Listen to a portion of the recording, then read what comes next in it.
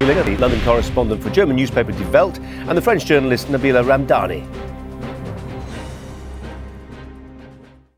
Joining us to take a look through the Saturday newspapers now, Thomas Kielinger, the London correspondent for the German newspaper Die Welt, and Nabila Ramdani, French journalist. Welcome both. Nabila, I think we're going to start with your pick. Take us to the Daily Mail. Yes, of course. I mean, the Daily Mail front page is very catchy, and yet, it highlights a very serious problem, having to do with our servicemen.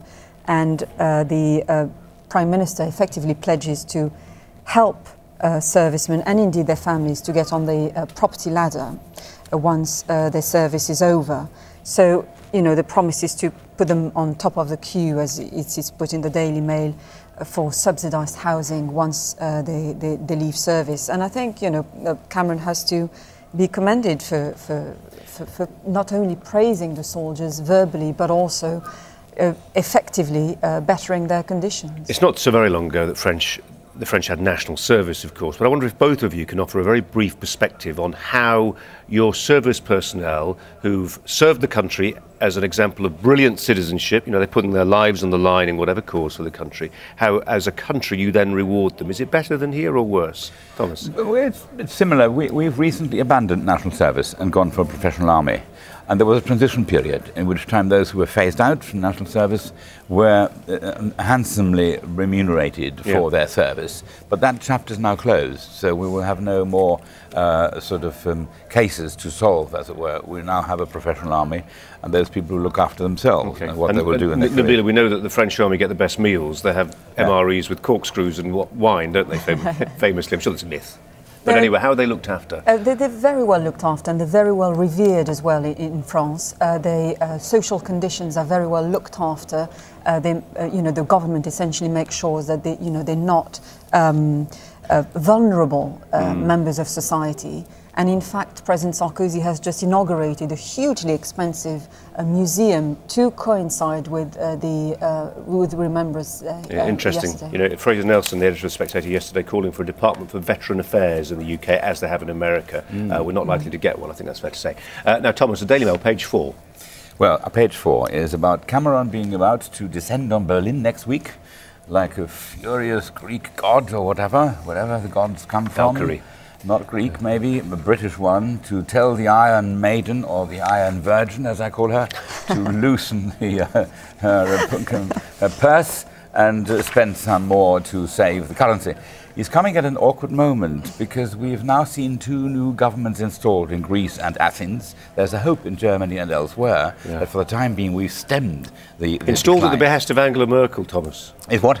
Installed at the behest of Angela Merkel. She clicked her fingers and no, technocrats replaced elected officials. I'm tickled pink when I read stories like that in the British media about what the Germans might be up to and what they do. They will send Gauleiters to Athens and are poised to colonize Europe and all that.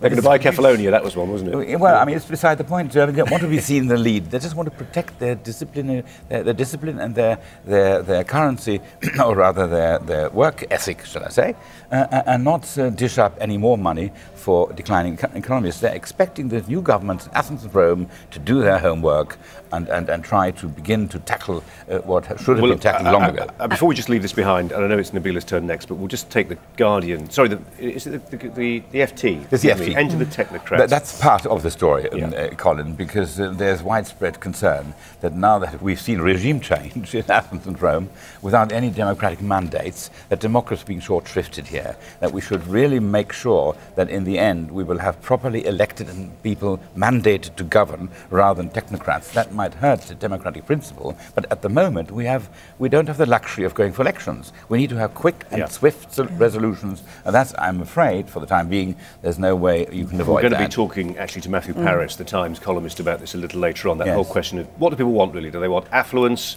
Do they want Singapore? Do they want Vladimir Putin and cars? Or do they want democracy and a bit of poverty? We'll leave that to later. The FT, unions offered 15-minute strike deal, Nabila. Yes, that's an important story, as on November the 30th, actually, there's a planned day for strikes in the public sector. Public sector workers could be allowed for 15-minute strike without losing pay.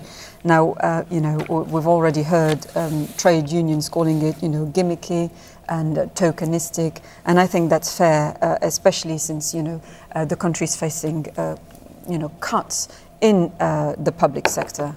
And you know, it's really turning general strikes into tokenism in a country where in the 70s and the 80s trade unions were very much saw themselves as equal partners with the government, but that was of course prior to Thatcher's era, and from the trade union's point of view, what the damage she caused. I think we can say with conviction that whatever strike action the British unions are about to mount at the end of this month, it will be knocked into a cocked hat by what the Italian trades unions will offer us up, don't you think? Well, you'd be surprised at the amount of social unrest that actually, the trouble or turmoil in countries like Greece and Italy could, they could have a very serious knock-on effect on other countries, including France and indeed Britain. Well, we'll see. Now, this is becoming a really serious problem, Thomas. The Times, page 7. Yes, this is about the rising fear that metal thieves can really wreak havoc, not just in the market, but in security affairs. There was a case last week on the Southern Coast Guard, we read here in the Times, where cables were cut by thieves, and they had lost communications for 36 hours. And there's a huge pressure on government and on the legislators in the House of Commons to scrap the scrap metal legislation. And introduce a more stiff regime which will really make it incumbent upon dealers to ask for identifications so that you can't have cash scrap metal deals from all comers. Doesn't feel hard to solve, this one, does it? You just make sure you regulate the scrap dealers to death. Quite right, and I think it'll come. It's absolutely high time for that. Nabila, Syria, what's going on? Yes, a very important story. In fact, there are calls for Syria to be suspended from the Arab League. The Arab League is supposed to meet today in Cairo. A human rights group, Human Rights Watch, has produced a 63-page report highlighting the abuses of human rights, but also incriminating Syria to be responsible for crimes against humanity in its attempt to put an end to pro-democracy demonstrations. And this is effectively a call for Syria to stop the carnage that the government has been carrying on for months now. And the report, highlights systematic torture, arrests, and indiscriminate use of firepower against overwhelmingly peaceful demonstrators. Isn't it depressing how long we've been watching this story and seemingly helpless, whereas perhaps human rights abuses on a lesser scale in Libya were dealt with swiftly by Syria, NATO. the economy. It's just all too depressing. Let's just talk about Mike Tyndall. Oh yes, well, that may be depressing to his wife or to him, but we all think that there is he got his comeuppance. He was shamed for his shenanigans and actions during the Rugby World Cup in Australia early this year, and he had a brief dalliance with his former girlfriend. Well, his wife may have forgiven him, but the country hasn't. Yeah. He's been sacked from the team, he's been fined £25,000, and his rugby career is all but over. So there you are. He's let down his teammates, I read, in-laws and the country. So that's a rather stiff penalty, but there you are. No. We expect sportsmen to be a bit more of a model. That's still not quite frothy enough for my liking, Thomas, so we're going to let Nabila take us off with the Daily Mail, page 3. Do they have in French newspapers, Nabila, this obsession with working out whether a celebrity's mother is wearing an old frock?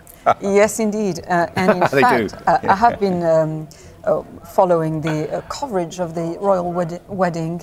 And it was interesting to see, commentators like Karl Lagerfeld, the fashion designer, actually praising Kate Middleton's mother for her great taste in clothing, her elegance, and indeed her chic.